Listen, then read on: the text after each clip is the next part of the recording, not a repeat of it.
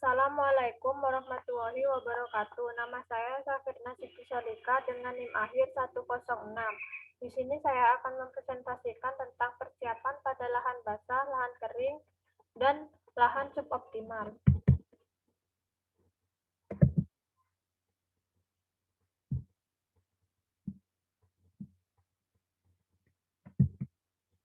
Lahan. Lahan adalah lingkungan fisik yang meliputi tanah, iklim, relief, hidrologi, dan vegetasi, di mana faktor-faktor tersebut mempengaruhi potensi penggunaannya. Nah, lahan ini dibagi menjadi 3, yaitu lahan basah, lahan kering, dan lahan suboptimal. Ketiganya mempunyai manfaat masing-masing. 1. Lahan basah. Lahan basah adalah wilayah lahan atau tanah jenuh dengan air baik secara permanen ataupun temporer musiman. Sebagian atau seluruhnya kadang tergenangi oleh lapisan air dangkal. Luas lahan basah di Indonesia diperkirakan 20,6 juta hektar atau sekitar 10,8% dari luas daratan Indonesia. Sistem usaha tani di lahan basah membutuhkan usaha tani terpadu, khususnya dalam pengelolaan lahan dan tata mikro. Kemudian, tindakan penyiapan lahan yang dianjurkan sebaiknya tidak dilakukan pembakaran, karena akan menimbulkan berbagai masalah, seperti pembakaran lahan gambut yang akan merusak kesuburan tanah dan banyak mikroorganisme yang mati, serta mengganggu ekosistem lahan. Pengelolaan lahan basah. 1. Merintis dan menebas pohon-pohon kecil, gulma, atau rerumputan. Kemudian disebar rata di permukaan lahan. Kedua yaitu membuat parit keliling. 3. Mengukur lebar guludan dan tabukan yang akan dibangun dengan menandainya dengan bambu kecil. 4. Tidak ternaungi yaitu berada di ruang terbuka.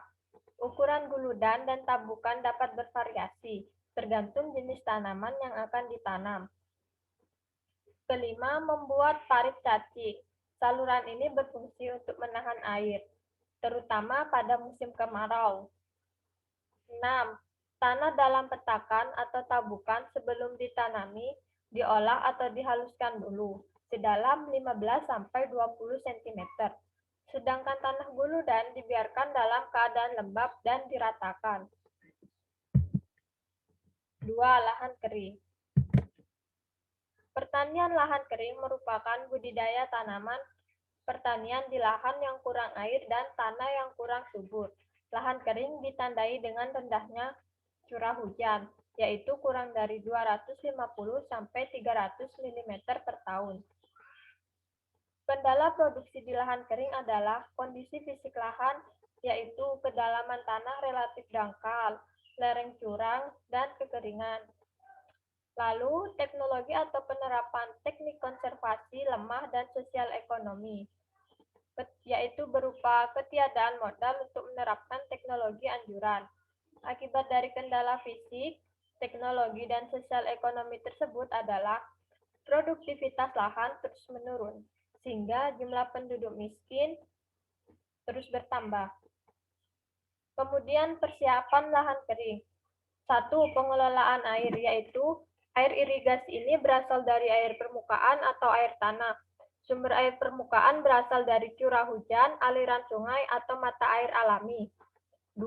Pengelolaan pemupukan berimbang, yaitu berupa pengelolaan hara tanah dilakukan agar tanaman lebih sehat, hara yang terlalu dalam air akan berkurang, dan unsur berbahaya yang terbawa ke dalam tanah pun juga berkurang. Pengelolaan pemupukan berimbang ini di dalamnya yaitu juga berupa pengelolaan hara tadi.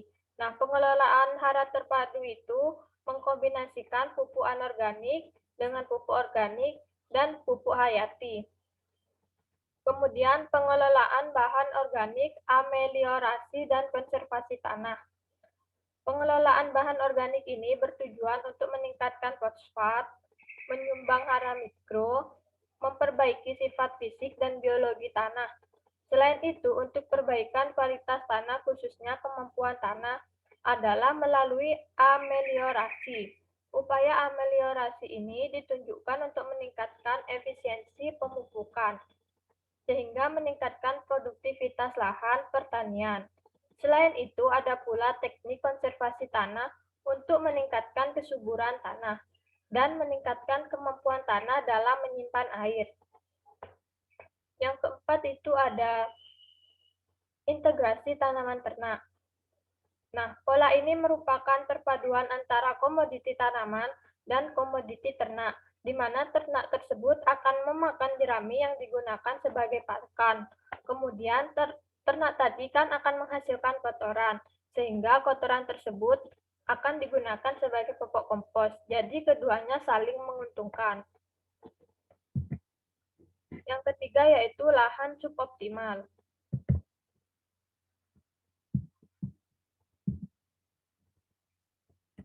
Lahan suboptimal dapat diartikan sebagai lahan yang secara alamiah mempunyai produktivitas rendah disebabkan oleh faktor internal atau intrinsik seperti bahan induk, sifat fisik, kimia, dan biologi tanah, dan faktor eksternal seperti curah hujan dan suhu ekstrim. Secara umum, lahan suboptimal dapat dipilah menjadi lahan kering dan lahan basah. Lahan kering mencakup lahan kering masam dan lahan kering beriklim kering. Sementara lahan basah mencakup lahan rawa pasang surut, lahan rawa lebak, dan gambut. Kemudian, persiapan lahan suboptimal yaitu menggunakan beberapa inovasi teknologi pertanian dalam pengelolaan lahan suboptimal, yaitu 1. Pemilihan komoditi spesifik lokasi, 2. Aplikasi bahan pembedah tanah dan pemupukan yang optimum, 3. Penataan pola tanam, 4. Konservasi tanah dan air, 5. Pemanenan air.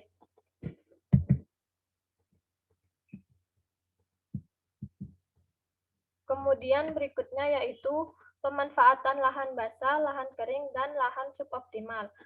Pemanfaatan lahan basah. Nah, lahan basah ini berfungsi sebagai sumber dan pemurni air, pelindung pantai, dan penyimpan karbon terbesar di planet ini.